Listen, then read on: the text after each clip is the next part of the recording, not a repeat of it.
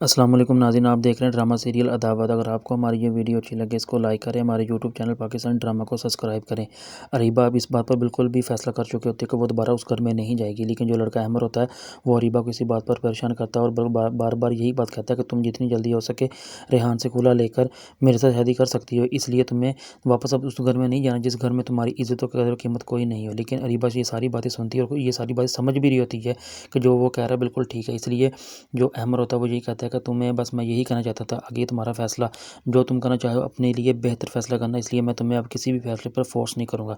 लेकिन वो वहाँ से जाते वक़्त ज़बरदस्ती जो सी रिंग होती है वो अरीबा को पकड़ा के चले जाता है, लेकिन अरीबा उसको आवाज़ देती है, वो वहाँ से उसकी कोई आवाज़ पर बात नहीं सुनता, वहाँ से बिल्कुल फ़ौरी तौर पे चले जाता है। लेकिन फिर जब अरीबा वापस घर आती है और आने के बाद ये फ़ैसला कर लेती है कि मैं वापस अब इस घर में नहीं रहूँगी, जो मर्ज़ी हो जाए, मैं अपना ज़िंदगी का फ़ैसला खुद करूँगी। लेकिन जब ये बातें रेहान की मदर को पता चलती है तो वो काफ़ी ज़्यादा उसको रोकने की कोशिश करती है और उससे माफ़ी माँगती है, जो गलती अगर मुझसे होगी हो तो मैं माफ़ी माँगती हूँ, मुझे माफ़ कर दो। लेकिन अरीबा ये कहती है कि आपको इस बात पर कोई माफ़ी माँगने की ज़रूरत नहीं। जिस घर में मेरी कदर कीमत ना हो, मैं अब उस घर में बिल्कुल भी नहीं हूँ और मेरी ज़िंदगी का फ़ैसला अब मैं करूँगी, ना कि कोई और। लेकिन जो अरीबा की माँ होती है वो सारी बातें सुन रही होती है और ये देख भी रही होती है, बल्कि बदले में उसको कुछ नहीं कहती।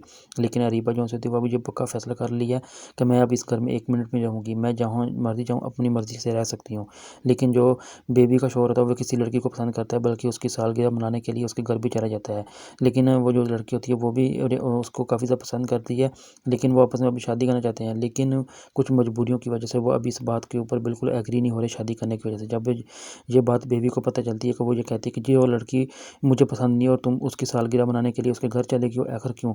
लेकिन ये काफ़ी बातों पर गुस्सा वैसा करती है बेबी और वो उस बातों को बिल्कुल सुन रहा होता है, कोई जवाब नहीं दे रहा होता। लेकिन वो ये कहता है कि तुम्हें इस बात से कोई मतलब नहीं, मैं जहाँ चाहूँ जिधर मर्ज़ी जाऊँ तुम्हें कोई ज़रूरत नहीं है और आइंदा मेरे काम में तुम बिल्कुल भी दखल-अंदाज़ी नहीं करोगी।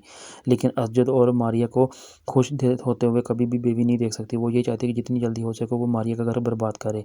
लेकिन जो बेबी की माँ होती है वो ये कहती है कि वो पता नहीं कौन-सी घड़ी थी जब हमने तुम्हारा फ़ैसला ये कबूल किया। अगर ये ऐसा था तो हम असजद की शादी अंबर से कर देते। लेकिन जो बेबी है वो कहती है ठीक है, अगर ये बात थी जिस तरह आज वो इसके पीछे चल रहा है मारिया के पीछे, तो इस तरह वो पहले से ज़्यादा वो अंबर के अपने निशानों पर नचाती। लेकिन जो मैंने फ़ैसला किया था, जो बताई थी वो बात बिल्कुल ठीक थी। लेकिन असजद और मारिया अपनी शादी से काफ़ी ज़्यादा खुश है, बस कुछ बातों की वजह से उनमें मामलात जो से वो मसाइल ख़राब हुए थे। लेकिन ये सारा किया बेबी का है। जब बेबी मारिया के कमरे में आती है और आकर कहती है कि मेरी बात सुनो, मैं तुम्हें एक बात कहना चाहती हूँ। लेकिन मारिया कैसे कहती है कि आपने जो कुछ बुरा करना था वो कर लिया, लेकिन आपने कभी ज़रा ये कुछ सोचा भी है कि इसका अंजाम क्या होगा? आपको बिल्कुल भी इस बारे में बिल्कुल बेफ़िक्र है। लेकिन बेबी कहती है कि आप तो अंजाम तक पहुँच गई हैं, अभी सब्र तो करो, अभी तो आगाज़ हुआ है। आगे देखो क्या-क्या होता है और मैं क्या-क्या तुम्हारे साथ करती हूँ।